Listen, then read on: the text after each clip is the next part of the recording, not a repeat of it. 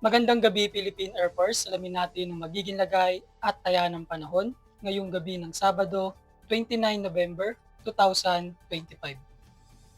Ang minomonitor nating bagyo na si Tropical Storm Koto ay huling namataan kaninang hapon sa layong 360 kilometers northwest ng Pag-asa Island, Palawan. Taglay ang hangin na umaabot ng 85 km/h malapit sa gitna at may pagbugso na umaabot hanggang 105 km/h. Kumikilos ito west-northwestward ng mabagal. Samantalang patuloy ang pag-iral ng shear line na makakaapekto sa eastern section ng Northern Luzon. Ang northeast monsoon or hanging amihan ang siyang makakaapekto naman sa natitirang bahagi ng Northern Luzon.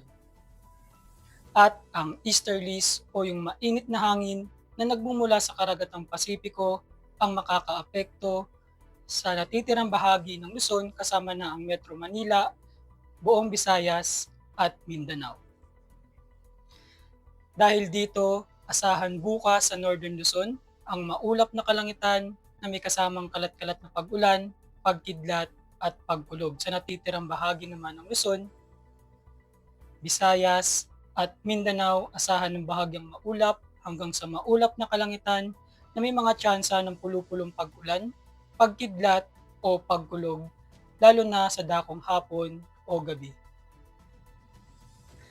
Para sa magiging lagay at taya ng panahon sa loob ng 3 araw, simula Lunes hanggang Miyerkules sa Metro Manila, Cavite, Angeles, Lipa, Puerto Princesa, Kalayaan Island, Lapu-Lapu, Davao, at Zamboanga, asahan ng bahagyang maulap hanggang sa maulap na kalangitan na may mga pulupulong pag-ulan, pagkidlat o pagkulog. Lumubog ang araw kaninang 17:25 at sisikat bukas ng umaga ng 06:04. Meron tayong 63% increasing moon illumination. Para manatiling updated sa lagay at taya ng panahon, i-follow lamang ang Air Force Weather Center sa aming social media accounts.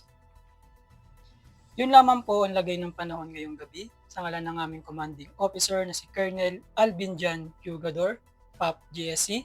Ako sa Airman First Class Antonio Emrilio Jr., weather forecaster ng Air Force Weather Center.